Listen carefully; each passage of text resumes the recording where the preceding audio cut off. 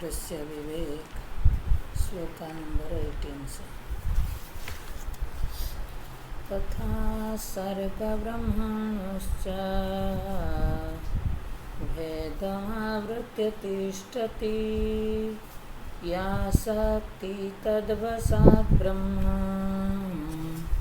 विकृतत्वेन भासते अत्राप्यावृत्तिनाशेन विभाति ब्रह्मसर्गयोः भेदस्तयोर्विकारस्यात् सर्गेण ब्रह्मणि क्वचित् अस्ति भाति प्रियं रूपं नाम चैत्रं सपञ्चकम् आद्यत्रयं ब्रह्मरूपं जगद्रूपं ततो द्वयम्। माया का आवरण शक्ति तो जगह पर आवृत करता है। मुख्य है कि किसका आवरण करता है, भेद का आवरण करता है। जब हमको भेद पता नहीं चलता है, हम एक दूसरे से अध्यास करके भ्रमित होकर के व्यवहार करते हैं।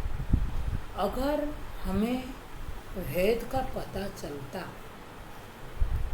कि जो चीज़ जैसा है ये क्या हमको होता है, कि दृष्टा क्या है, दृश्य क्या है, दृष्टा दृश्य का भेद हमें पता चलता, तो हमें कभी दृश्य को दृष्टा नहीं मानते, दृश्य धर्म को कभी दृष्टा धर्म स्वीकार नहीं करते।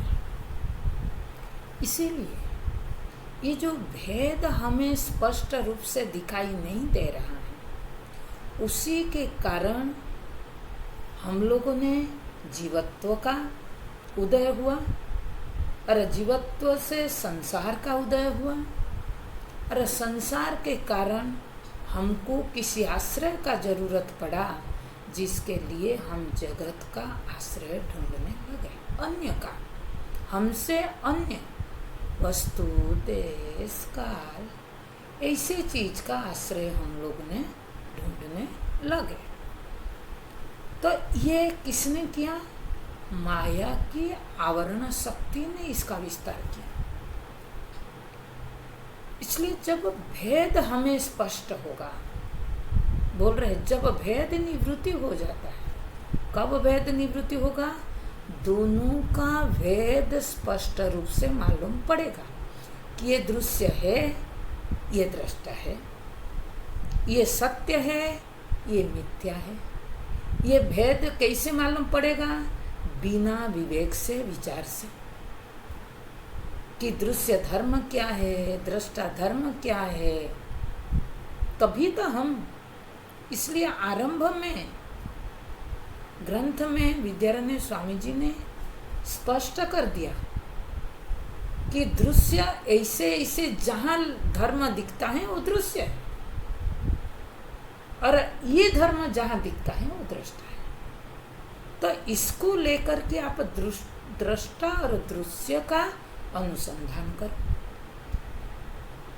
तो अनुसंधान के बिना हमें स्पष्ट ज्ञान नहीं होगा। जब आपको पता चलेगा कि मिथ्या है, तो मिथ्या वस्तु के प्रति आपका आकर्षण, राग नहीं रहेगा। आप बताओ, जिस चीज को आप मिथ्या रे, ये तो मिथ्या है। स्वप्न आप देखते हैं, स्वप्न से जगने के बाद स्वप्न में कितना भी सुंदर वस्तु आपने देखा, और जागने के बाद वो वस्तु आपके पास नहीं होता है। क्या स्वप्न का विषय के प्रति जागने के बाद न होने के कारण फिर से हम उसको प्राप्ति के लिए प्रयत्न करते हैं? नहीं करते हैं। क्यों नहीं करते? आपके पास था, छूट गया, जागृत में तो करते हैं। जब मेरे पास कोई चीज़ रहता है, मैं छूट जाने से उसको प्राप्ति के लिए फिर से भागता हूँ। उस संबंध अगर बन नहीं पा रहे हैं, उस संबंध को मैं पकड़ करके रखने के लिए कोशिश करती हूँ। कोई भी चीज जागृत में क्यों करती। स्वप्न का, मैं किसी के साथ मेरा संबंध है, मेरे स्वप्न में मेरा पुत्र के साथ मैंने कहीं घूमने गए, जब जाग गया और घूमने का स्थान भी गायब, मेरे पुत्र भी गायब, तो क्या मैं जागने के बाद फिर जाता हूँ मेरे पुत्र को ढूंढने के लिए, संबंध बनाने के लिए? नहीं ना। क्यों? क्योंकि मेरे बुद्धि में ये स्पष्ट है, स्वप्नों में जो कुछ था सब मिथ्या था। जागृत में हम छूट नहीं पाते हैं। मैं बार बार बोलती हूँ, कहीं ना कहीं हमारा अंदर क्या सत्य बुद्धि है। सत्य बुद्धि के कारण उसके प्रति हमारा राग छूटता नहीं है, उसके साथ हम रंज जाते हैं।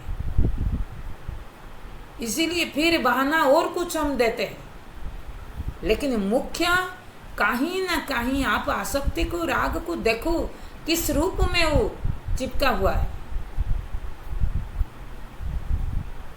तो वो जब तक न छूटे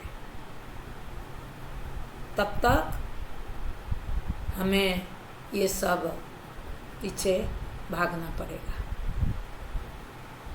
इसीलिए मुख्य रूप से माया का जो दो शक्ति है, विक्षेप और आवरण, तो दुख का कारण कौन? विक्षेप शक्ति, आवरण शक्ति? आवरण शक्ति। विक्षेप शक्ति दुख का कारण नहीं है, इसीलिए विक्षेप का निवृत्ति करने के लिए हमको प्रयत्न करना नहीं चाहिए। हमारा जो पुरुषार्थ है, प्रयत्न नहीं, पुरुषार्थ है, आवरण शक्ति को निवृत्त करना है। आवरण शक्ति हट गया तो हमें सत्य मिथ्या का ज्ञान होगा और मिथ्या के प्रति हमारा आकर्षण नहीं होगा। कई बार लोग कहते हैं हम तो जानते हैं मिथ्या, लेकिन क्या करें, ये गलत है। हम जानते नहीं है, जानते हैं क्या? सुनी सुनाई बात, उसको हम जीवन में, जैसे स्वप्न को जीवन में बुद्धि में अवधारणा किया है कि स्वप्न में जो कुछ है मिथ्या है, एक दिन में वो अवधारणा बनी नहीं ना। रोजाना हम स्वप्न देखते हैं और स्वप्न का विषय मिथ्या साबित हुआ। तो अभ्यास, रोज रोज अभ्यास से हमें ये सिद्ध हुआ कि स्वप्न का विषय कभी आज तक मुझे प्राप्त नहीं हुआ।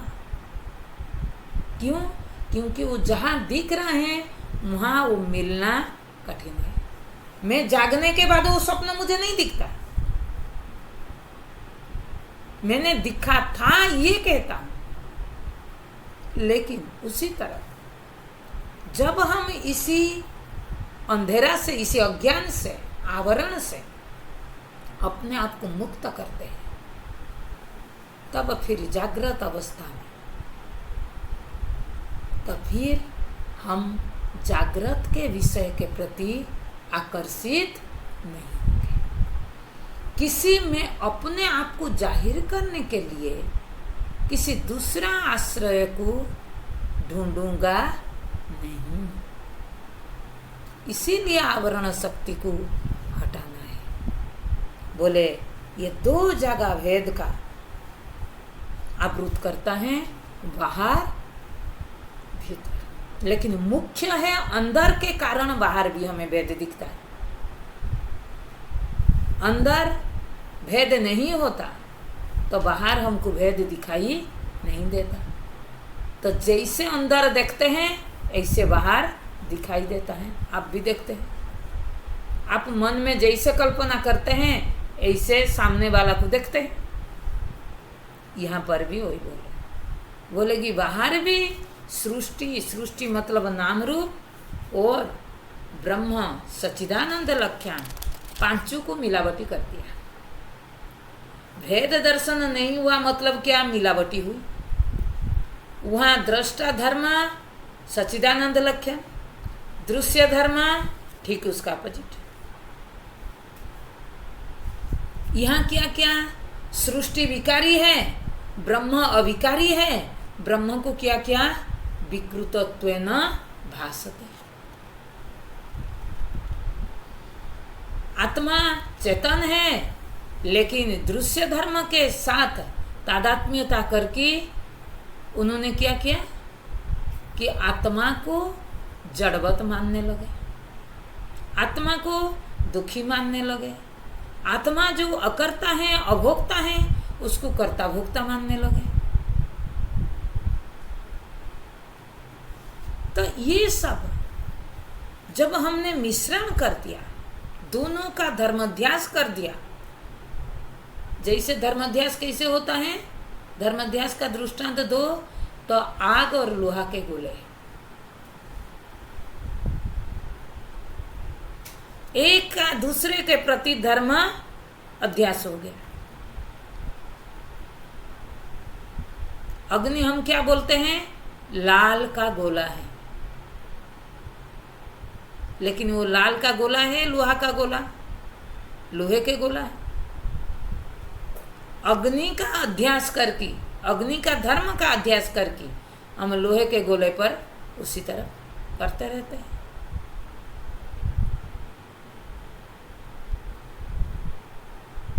जैसे रज्जु में सर्प का अध्यास हुआ ना, लेकिन ये सब अध्यास कहाँ होता है? ध्यान देना, वस्तु में नहीं होता है। दृष्टा में दृश्य धर्म का अध्यास नहीं हुआ। दृष्टा धर्म और दृश्य धर्म अपने बुद्धि में अध्यसित हुआ, बुद्धि में अपने मिश्रण किया। जैसे सर्प और रस्सी का धर्म को आपने कहाँ? अपने बुद्धि में अध्यास किया। इसीलिए ज्ञान, सर्प को, रस्सी को जरूरत नहीं, सर्प को जरूरत नहीं। ज्ञान किसको जरूरत है? बुद्धि को जरूरत है। ये सृष्टि और ब्रह्म का भी अध्यास कहाँ किया आपने? अपने बुद्धि में, अपने दृष्टि में किया। दृष्टा दृश्य का मिश्रण कहाँ किया? अपने बुद्धि में किया। इसीलिए बुद्धि के लिए आत्मज्ञान का जरूरत है, जिस ज्ञान से इस भेद का आवरण का निवृत्ति होता है। बोल रहे हैं आगे, बोले अत्रापि वृत्तिनाशेन विभाति ब्रह्म सर्गयो भेदयो भेदस्तयो विकार स्यात् सर्गेन ब्रह्मणि क्वचित्। बोले अत्र अपि, यहाँ पर भी, वृत्ति नाशेन, वृत्ति मतलब जो आवृत्ति, संधि हो जाएगा, आवृत्ति नाशेन, आवृत्ति मतलब आवरण के नाश से। जैसे वहाँ साक्षी के साथ चिच्छाया का जो संबंध हुआ, तो जैसे वहाँ आवरण हटने से वो स्पष्ट मालूम पड़ता है। अंदर दृग दृश्य और भेद जैसे अलग अलग मालूम पड़ने लगता है आवरण हटने से, यहाँ पर भी आवरण नाश से विभाति ब्रह्म सर्गयो हो, ब्रह्म और सृष्टि क्या है वो स्पष्ट रूप से बुद्धि में विभाति प्रकाशित होता है। बोले भेद स्तयोर विकार स्यात् सर्गेन ब्रह्मणि क्वचित्। बोले ब्रह्म में विकार किसी भी प्रकार, भेद हट जाने से आपको ये स्पष्ट होगा। जिस ब्रह्म में आप विकार का आरोप कर रहे थे, क्या कहते हैं? ये तो सृष्टि क्या है? विकार है। अरे सृष्टि किसको कह रहे हैं? ब्रह्म से सृष्टि भिन्न है क्या? नहीं, ब्रह्म वस्तु को सृष्टि रूप में आपके दृष्टि दोष के कारण देख रहे हैं। सृष्टि तो ब्रह्म से अलग नहीं है। अगर अलग आपको दिख रहा है तो पहले आपके बुद्धि को स्पष्ट करना चाहिए। देखो सृष्टि किसको कहते हैं? बोले नाम रूप को। जैसे किसी ने सोना और अलंकार को मिश्रण करके, अलंकार धर्म को सोना में आरोप करके उन्होंने देख रहे हैं, तो किसी ने समझाएगा कि ये अंगूठी सोना नहीं है, सोना ही अंगूठी रूप में दिख रहा है। आप अंगूठी को केवल सोना नहीं कह सकते, कंगन भी सोना है। कंगन अंगूठी में भेद है, नाम रूप में भेद है, लेकिन नाम रूप, दोनों नाम रूप में जो वस्तु है वो एक है। वस्तु के साथ नाम रूप का भेद नहीं है, नाम रूप से नाम रूप का भेद है। ध्यान देना ये बात। नाम रूप से, एक नाम रूप से दूसरा नाम रूप का भेद है, लेकिन वस्तु से किसी भी नाम रूप का भेद नहीं है, विलक्षणता है। ये ज्ञान जब हो जाएगा तब आवरण हट जाएगा। बोले आवरण हट गया जब फिर आपको ब्रह्म और सर्ग में क्या है, ब्रह्म क्या है, सच्चिदानंद लक्षण, और सृष्टि क्या है, नाम रूप, ये स्पष्ट मालूम पड़ेगा। उसी का विस्तार 20वां श्लोक में दिया कि कैसे मालूम पड़ेगा ब्रह्म क्या है, सृष्टि क्या है। तो उसी का वर्णन आगे कह रहे हैं। अस्ति भाति प्रियं रूपं नाम चैत्र सपंचकम् आद्यत्रय ब्रह्म रूपं जगत रूप ततो द्वयम्। बोले अस्ति भाति प्रिय रूप नाम चैत्र सपंचक, ये 5 चीज है। अस्ति भाति प्रिय 3, नाम रूप 5। किसी भी वस्तु को या व्यक्ति को या देश काल, किसी भी चीज को आप देखो, सब में ये 5 चीज निहित है। मैंने कई बार ये दृष्टांत दिया, ये श्लोक भी उठाती रहती हूँ, प्रसिद्ध श्लोक है। आप कुर्सी कहो, कुर्सी में अस्थि है ना नहीं है, ये कुर्सी है मतलब अस्थि, सच्चिदानंद लक्षण का, सत्काया है, कुर्सी है। कुर्सी आपको मालूम पड़ता है चेतन है। जो नीचे नहीं बैठ सकता है उसके लिए कुर्सी उपयोगी है। प्रियता, जो प्रिय शब्द दिया, अस्ति भाति प्रिय, प्रिय कहाँ से आया? आनंद से। प्रिय किस दृष्टि से प्रिय कहते हैं? उपयोगिता के दृष्टि से। दुनिया में ऐसे कोई चीज नहीं जो उपयोगी न हो। कोई चीज मुझे देखा सिवाय एक, मैंने एक कहानी कभी सुनाई होगी। एक बार एक गुरु के पास शिष्य जाते हैं, तो गुरु से विद्या अध्ययन के बाद गुरु दक्षिणा देने की परंपरा है। तो दक्षिणा देने के लिए जब शिष्य ने गुरु को कहा, गुरु आपसे इतना ज्ञान लिया, हम कुछ गुरु दक्षिणा देना चाहते हैं। गुरु ने बोले कि आप दक्षिणा क्या दोगे, ब्रह्मचारी हो। तो आए एक काम करो, वही वास्तविक मेरे लिए गुरु दक्षिणा है। बोले क्या? बोले दुनिया में ऐसे एक चीज लेके आओ जो किसी का उपयोगी नहीं है, किसी के लिए भी उपयोगी नहीं है। बोला अच्छा बात है, ये तो छोटी सी काम है। शिष्य ने गया, रास्ता में जाते जाते एक माटी का ढेला देखा। बोला ये माटी का ढेला किस काम की है?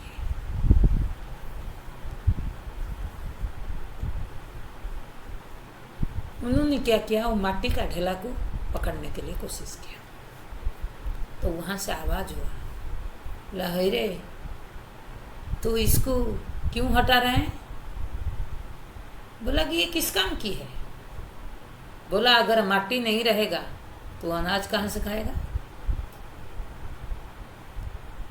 माटी तेरे को उपयोगी नहीं लगता है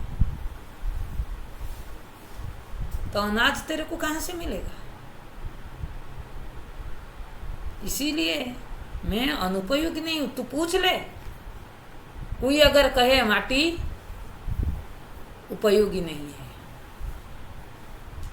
माटी को उन्होंने छोड़ दिया। आगे गया, आगे देखा कि कचरा का डब्बा पड़ा है। बोला कि कचरा किसके काम के आएगा, उपयोगी नहीं है। तो ये अनुपयोगी वस्तु है, इसी को ले जाता। जब कचरा का डब्बा को पकड़ने लगा, वहाँ से आवाज़ आया, बोला कचरा उपयोगी नहीं है। अगर कचरा नहीं होगा तुम्हारा माटी कैसे उर्वर होगा? जिस माटी फिर अनाज देगा, जिस अनाज को तो खा करके आज उसी कचरा को अनुपयोगी समझ रहे हैं। बोला फिर जब कचरा ही भी अनुपयोगी नहीं है, उपयोगी है, तो दुनिया में ऐसे कौन सी चीज है जो अनुपयोगी है? तो कचरा ने बोला तू स्वयं अनुपयोगी है और सब उपयोगी है। तू मतलब अहंकार, जो तू अपने आप को मैं उपयोगी और सब अनुपयोगी समझ करके बैठा है। मैं और वही अहंकार, ये कौन भेद कर रहा है? दूसरे को नीचा कौन दिखा रहा है? अपने आप को श्रेष्ठ मानता है और दूसरे को नीचा दिखाता है। ये जो दिखाने वाला है वही सबसे अनुपयोगी, उसी को निकाल करके फेंको। इसीलिए अहंकार किसने बनाया? जीव है, जीव भाव है। जीव भाव ही अनुपयोगी है। ये अहंकार जब तक रहेगा तब तक संसार रहेगा, तब तक दुख है। लेकिन दुनिया में ऐसे कोई भी चीज नहीं है, कचरा भी नहीं है, उपयोगी न है। इसीलिए सब में प्रियता का व्याप्ति है। उपयोगी के धरातल पर अस्ति भाति प्रिय सच्चिदानंद सत चित आनंद। सत से अस्ति, चित से भाति और आनंद से उपयोगिता। इसीलिए प्रिय, कोई चीज दूसरे के लिए अप्रिय हो सकता है। आप अपने लिए अप्रिय हो, आपको दूसरा अप्रिय लग सकता है, लेकिन स्वयं कभी अप्रिय नहीं लगते। और हर चीज में अस्ति भाति प्रियता। कुर्सी का उपयोगी है ना नहीं है? है। कचरा का उपयोगी है ना नहीं है? है।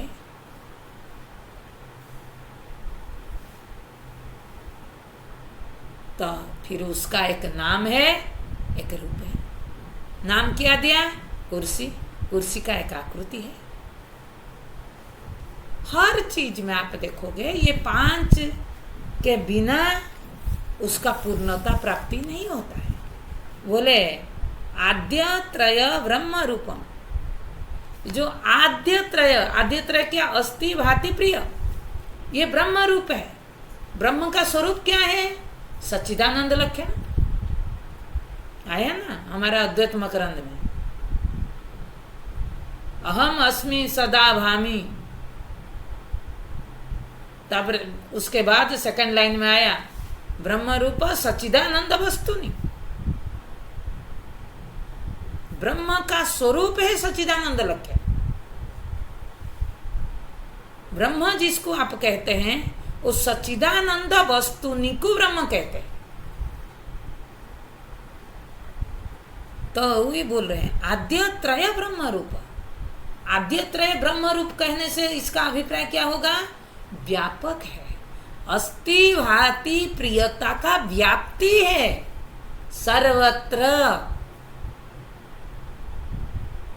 और उसी व्याप्ति में अलग अलग नाम रूप दिया गया। जैसे हम बोलते हैं अवच्छेदवाद को लेकर के अगर विचार करें, आकाश सर्वव्यापक है। आप कह रहे हैं ये घटाकाश, ये मठाकाश, ये देहाकाश। तो ये जो आकाश को हम भेद कर रहे हैं, किसके कारण भेद कर रहे हैं? नाम रूप के दृष्टि से जब हम देखते हैं, घट के दृष्टि से। घट क्या है? एक नाम और रूप, दो दृष्टि है। घट के दृष्टि में जब देखते हैं आकाश को हम कहते हैं घटाकाश, मठाकाश। लेकिन आकाश के दृष्टि में जब आकाश को देखते हैं, आकाश में कोई भेद है? हमारा दृष्टि में हम क्या करते हैं ना, हमारा दृष्टि में सब जब इंडिविजुअल के रूप में हम अलग अलग दृष्टि में देखते हैं, तब हमको वही ब्रह्म अलग अलग रूप में दिखाई देता है। क्यों? हम अपने आप को नाम रूप मानते हैं, इसलिए हर चीज को नाम रूप के बिना देख नहीं पाते हैं।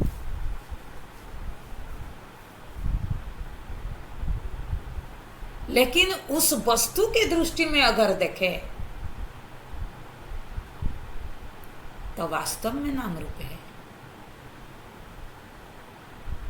वस्तु के सिवाय, मैंने कई बार बोला था, पृथ्वी के दृष्टि में आप जब देखते हैं, पृथ्वी में बैठ कर के जब देखते हैं, तब कहते हैं सूर्य का उदयास्त होता है। सूर्य लोक में बैठ कर के कोई नहीं कह सकता है कि सूर्य का उदयास्त होता है।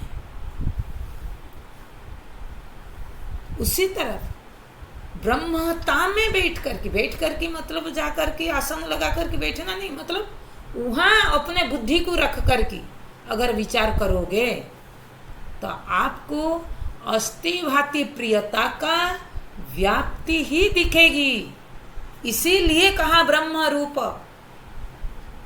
आद्यत्रय ब्रह्म रूप, व्याप्ति होने के नाते, सर्वव्यापक होने के नाते। जैसे आकाश घट के अंदर भी है, घट के बाहर भी है, घट के बीच में भी है। जिसने भेद किया, जो दीवार बनाया आकाश को, और दीवार के बीच में भी है ना, नहीं है,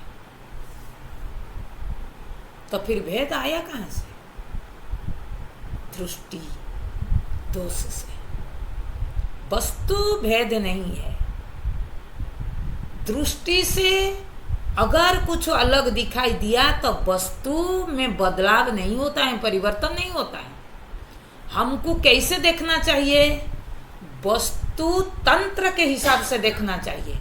वो वस्तु जैसा है उसको उसी के अनुसार हमको जानना चाहिए, न कि अपने दृष्टि के अनुसार देखना चाहिए। वस्तु क्या कह रहे हैं? हर नाम रूप में अगर अस्ति भाति प्रियता का व्याप्ति है, और हर अस्ति भाति प्रियता के बिना नाम रूप मालूम नहीं पड़ सकता है, तो इसका अभिप्राय ये हुआ अस्ति भाति प्रियता से नाम रूप अलग नहीं है।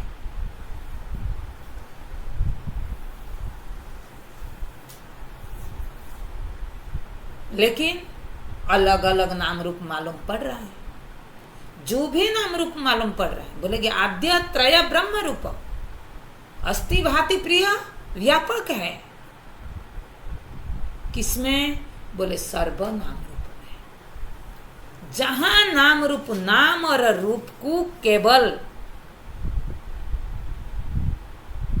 सृष्टि कहते हैं, आद्य त्रय ब्रह्म रूप नाम रूप ततो द्वयम। नाम रूप ये जो दोनों है ये किसका है? सृष्टि का। उसी को सृष्टि कहते हैं। लेकिन नाम रूप बिना वस्तु से किसी भी चीज को आप नाम और रूप दे सकते हैं। आप देखो पूरा सृष्टि में जितना भी नाम रूप देख रहा है, हर नाम रूप का वस्तु अलग अलग है या एक है? एक है। हर नाम रूप का वस्तु एक है। जैसे मिट्टी में बनी घड़ा, दिया, जो भी बर्तन, हर नाम रूप में जो मिट्टी है अलग अलग मिट्टी है या एक मिट्टी है? एक ही मिट्टी है। वस्तु एक है। असंख्य नाम रूप होने पर वस्तु बदल नहीं जाता है। हम लोग क्या करते हैं ना, नाम रूप अलग होने पर वस्तु को भी अलग मान लेते हैं। लेकिन वस्तु में भेद नहीं होता है। आप स्वयं में देखो, आप एक व्यक्ति हो, उसी व्यक्ति का नाम अनेक है। आपका अनेक निकनेम रखते हैं। छोटे के बालक के टाइम पर कुछ नाम रखते हैं। मेरे माँ ने कुछ नाम रखा, बाप ने कुछ रखा, दोस्त ने कुछ रखे। जब नौकरी किया मेरे नाम बदल गया, नौकरी के हिसाब से मेरे नाम पड़ा। जब शादी विवाह किया, परिवार बना, परिवार के अनुसार मेरे नाम पड़ा। उसका पति, उसका बाप है, ये सब उपाधि लेकर के चला। लेकिन बताओ एक ही व्यक्ति है ना, ये आप बदल गए। जितना नाम आपका बदला, आप उतना उतना चेंज हो गए कि वही को वही रह करके नाम रूप में दिख रहे हैं। तो अगर आप एक व्यक्ति अनेक नाम रूप में दिख सकते हैं तो ब्रह्म वस्तु क्यों? जो निराकार है, हाँ, जिसका कोई आकार नहीं है, कोई सर्वाकार दिख सकता है, होता नहीं, दिखता है।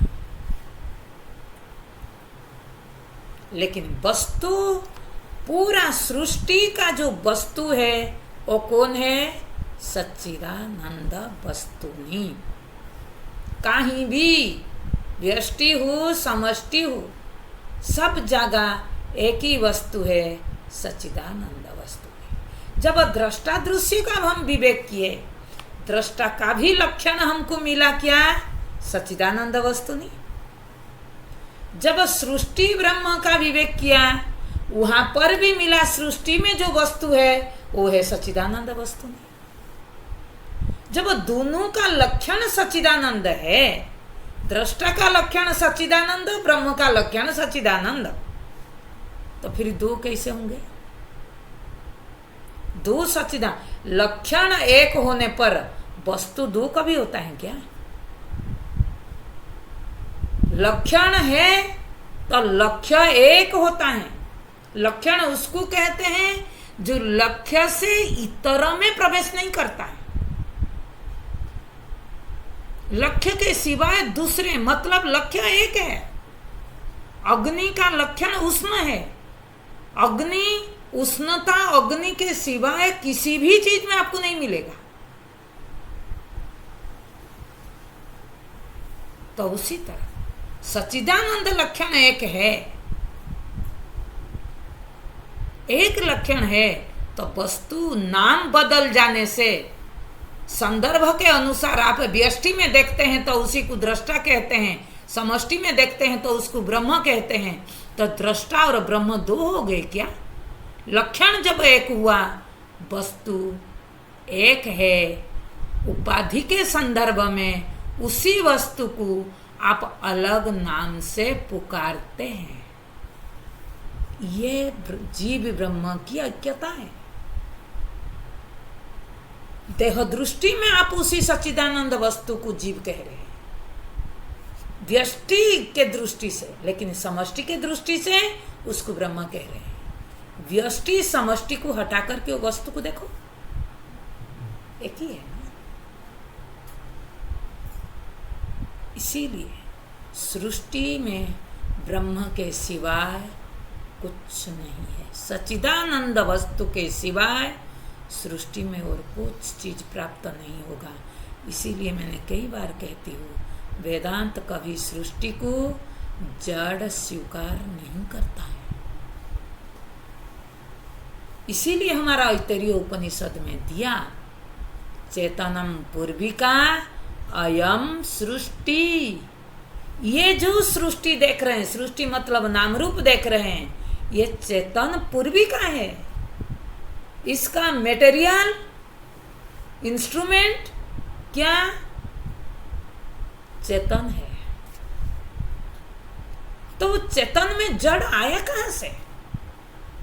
हमने जड़ता का आरोप किया। वास्तविक चेतन में जड़ नहीं है। और कहां? सृष्टि, पूरा सृष्टि आप देखो, हर जगह चेतन मिलेगा। वस्तु है, जैसे हर अलंकार में आप ढूंढो सोना मिलेगा, तो वस्तु सोना है, अलंकार थोड़ी है।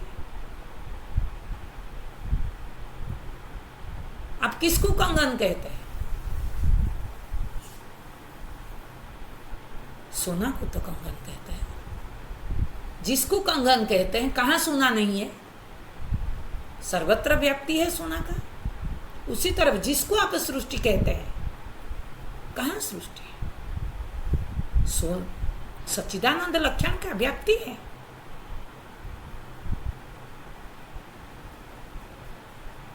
इसी तरह विचार करके सृष्टि का मिथ्यात्व को सिद्ध किया जाता है। जब मिथ्यात्व बुद्धि में सिद्ध हो गया, तब फिर हमें सृष्टि का किसी भी वस्तु अपने ओर आकर्षित नहीं कर सकता है, और हम उसका आश्रित भी नहीं होंगे, क्योंकि सृष्टि मेरे आश्रित है। मेरा लक्षण सच्चिदानंद स्वरूप है। मैं सर्वव्यापक हूं। मेरे बिना किसी भी नाम रूप खड़ा नहीं हो सकता है। ये ज्ञान होना चाहिए। ये तीसरा प्रकरण खत्म हुआ। मैंने 3 प्रकरण यहाँ उठाया था। 3 या 2 प्रकरण? नहीं, 3 प्रकरण। अब चौथा प्रकरण आया। पहले दृश्य का, फिर दृष्टा का, फिर माया का, ये प्रकरण आया। अब आता है, हाँ, आवरण विक्षेप वो माया का धो सकते हैं ना। अब जो प्रकरण आया वो साधना प्रकरण है।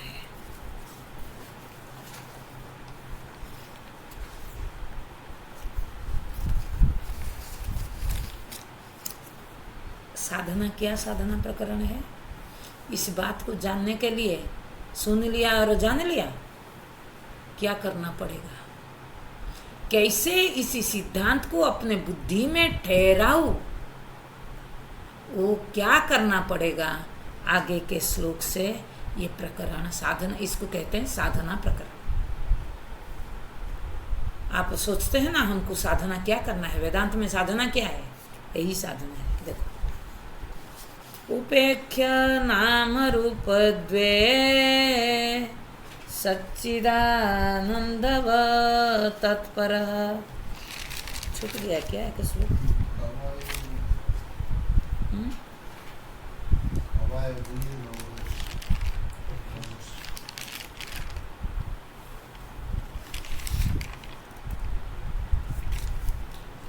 मेरे में एक श्लोक छूट गया। दो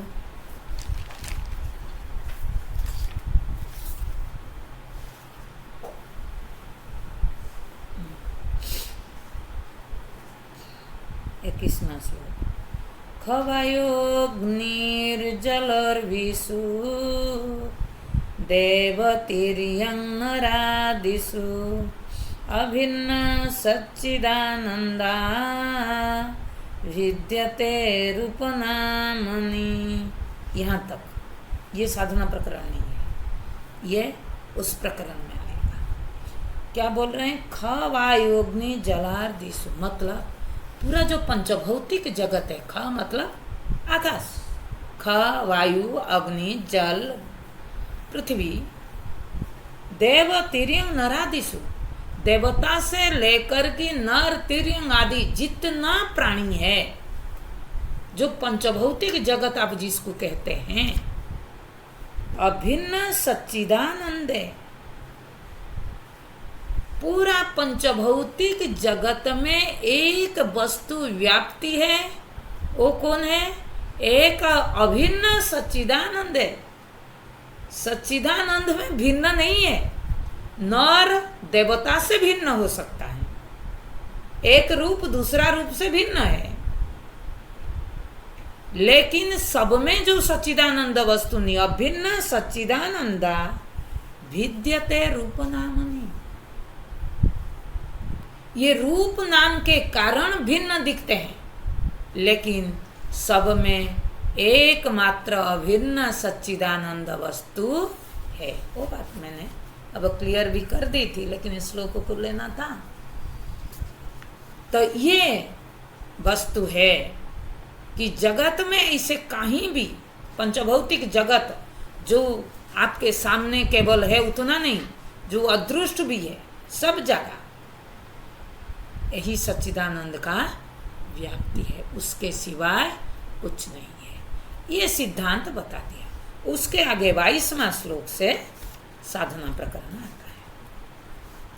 उपेख्य नाम रूप द्वे सच्चिदानंद तत्परम समाधिं सर्वदा कुर्यात् ध्रुयते वा तथा हृदये वा तथा वही।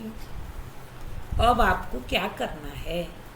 जब सर्वत्र अभिन्न सच्चिदानंद वस्तु है, सारे नाम रूप में सच्चिदानंद वस्तु है, तो मुझे उस सच्चिदानंद का दर्शन कैसे करना है? बोल रहे हैं उपेख्य नाम रूपत्वे, नाम रूप का उपेक्षा करके सच्चिदानंद को देखो। जैसे आप समुद्र के किनारे है, लहर चल रहा है, तो आप जल को कैसे देखोगे? लहर को उपेक्षा करके जल को देखना है। नाम रूप को उपेक्षा करके हमको उसी सच्चिदानंद वस्तु को देखना है, लेकिन उपेक्षा करे कैसे? कैसे उपेक्षा करे? उसका साधना क्या है? वही साधना बताए नाम रूप को उपेक्षा करने का। समाधि सर्वदा कुर्या, ये बिल्कुल माने पिन पॉइंट जिसको कहते हैं। उपेक्षा ऐसे नहीं कर लोगे। आप लोग जो सोचते हैं ना, मैं आप लोगों के अंदर ये देखती रहती हूँ, इसीलिए डांटती रहती हूँ।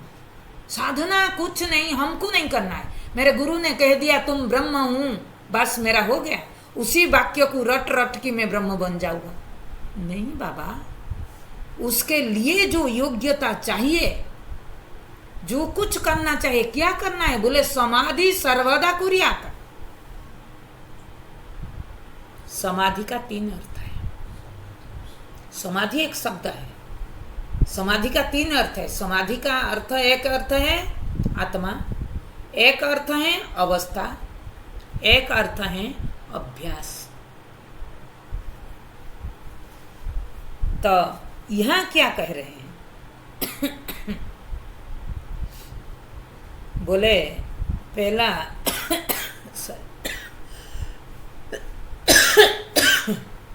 हमारे भगवत गीता 2 अध्याय में आता, श्रुति विप्रतिपन्नाते यदा स्थास्यसि निश्चला समाधावचला बुद्धि। वहाँ समाधि है, अचला बुद्धि, बुद्धि विचलित नहीं होता है। कहाँ? जब समाधि में स्थित होता है। समाधि मतलब यहाँ अवस्था नहीं। सम्यक अधीयते सर्वान वृत्त्यन स समाधि, सारे वृत्ति जहां समाहित हो जाते हैं उसको कहते हैं समाधि, मतलब आत्मसत्ता। सारे वृत्ति कहाँ समाहित होते हैं? आत्मसत्ता में। इसलिए समाधि अर्थ क्या हुआ? आत्मा। दूसरा समाधि अर्थ है समाधयते सर्वान् वृत्तयः यस्याम अवस्थायां, जिस अवस्था में सारे वृत्ति को एकत्रित किया जाता है, मतलब एक जगह पर एक देश चित्तबंध,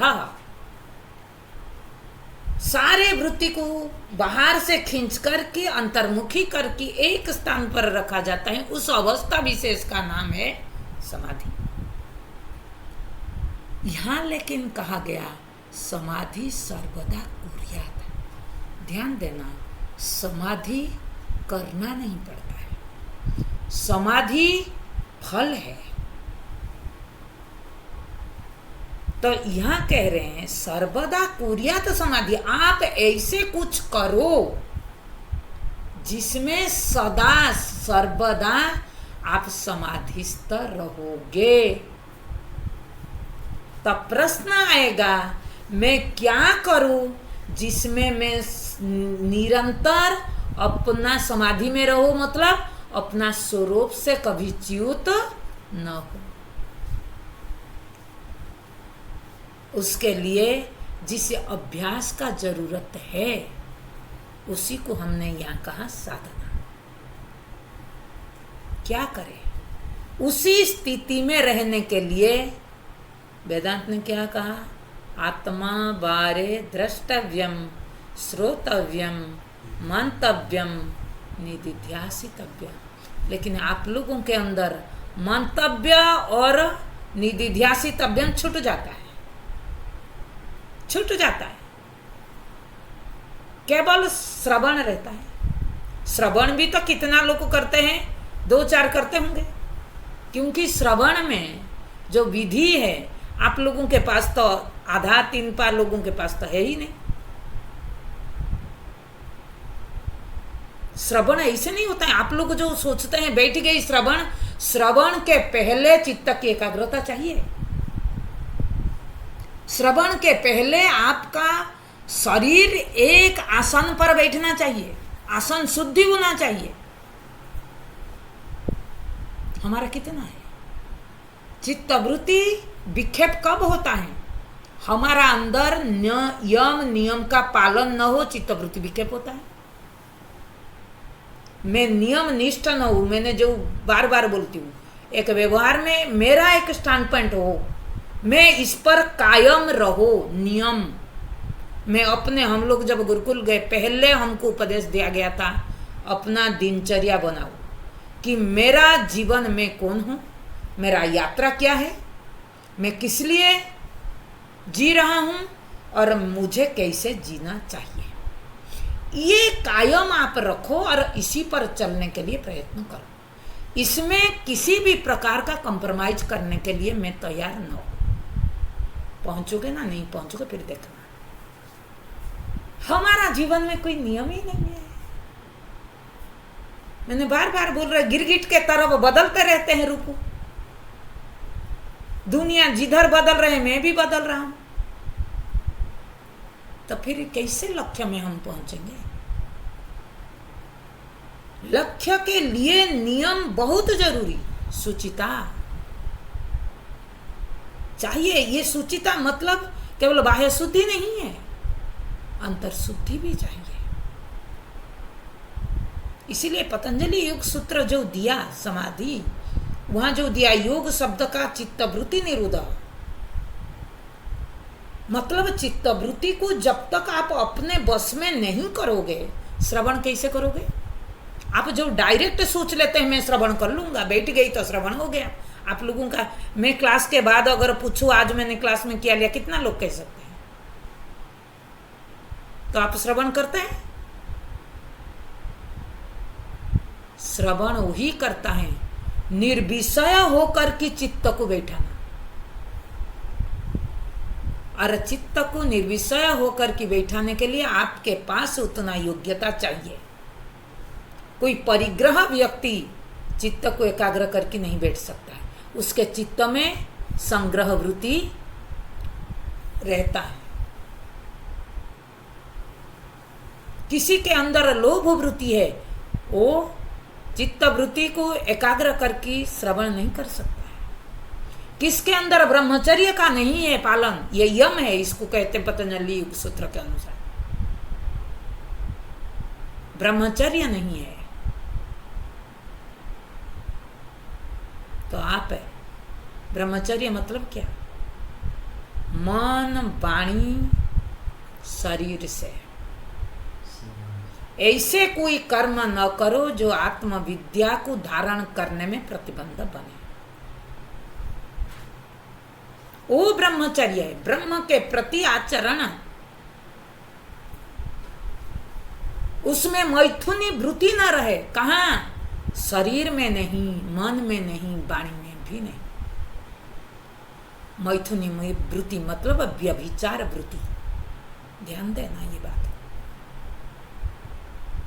हमारा हमेशा मन व्यभिचार होता है। आज इस विषय में घुस गया, कल उस विषय में घुस गया।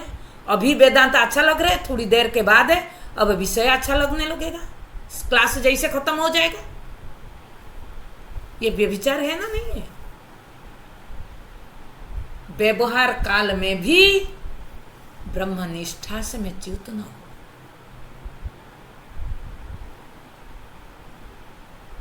जीवन में सत्य का पालन करो। यह सत्य मतलब परमार्थ सत्य का बात नहीं है। सत्य मतलब मन वाणी से मैंने जो संकल्पबद्ध जीवन को लेकर के उस संकल्प से कायम बनी रहो। कुछ भी हो, हर परिस्थिति को झेलने के लिए तैयार हो। परिस्थिति के दबाव में दब न जाओ, अपने आप को न दबाओ। ये सत्यनिष्ठता है। सत्य के प्रति मेरा निष्ठा दिखता है। ये न हो तो हम श्रवण कर सकते हैं। आप खुद बोलो। आपके अंदर सुचिता नहीं, आपके अंदर ईश्वर प्रणिधान नहीं, अभिमान में बैठे, कोई अभिमान में बैठा हुआ व्यक्ति को श्रवण नहीं होता है। आप लोग को खुद अपने आप को झांक करके देखो। झुकाव नहीं, विनम्रता नहीं। ज्ञान कैसे प्राप्त करते हैं? छीनना चाहते हैं ज्ञान को जबरदस्ती। लोग ऐसे, क्यों आप हमको नहीं देंगे? मतलब जबरदस्ती। अरे आप कौन होते हैं? आप बोलो, आपको क्यों नहीं मिल रहे हैं? कहीं ना कहीं आपके योग्यता में कमी होगी। अपना योग्यता देखोगे नहीं। जल में मलिन है और जल कहे सूर्य तू क्यों मेरे में प्रतिबिंबित नहीं हो रहा है? सूर्य का गलती है, जल की गलती है।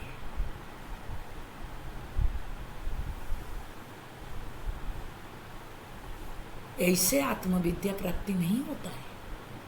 इसीलिए कहा समाधि सर्वदा कुर्यात्। ये छोटी वाक्य नहीं है, बहुत विस्तार है ये वाक्य। कि जीवन कैसे होना चाहिए। असंयमित जीवन, अपरिग्रह जीवन, परिग्रह जीवन कभी आत्मविद्या को धारण करने में, श्रवण करने में नहीं देता है। छोटी छोटी चीजें का डब्बा अगर आया तो डब्बा को भी हम संभाल करके रखते हैं। छोटी सी चीज हम त्याग नहीं कर सकते हैं। ये इतना बड़ा अहंकार जिसके साथ जन्म जन्म से चिपके हैं, उसको कैसे त्याग करोगे? पुराना हो गया तो घर में संभाल करके रखेंगे हैं? अहंकार को कैसे छोड़ेंगे? उपेक्षा कैसे करोगे? ऐसे नहीं होता है। इसीलिए उपेक्षा करने के लिए उतना सामर्थ्य चाहिए। कल इसको आगे देखेंगे। ओम तत्सत। ओम पूर्णमद पूर्णमिदं पूर्ण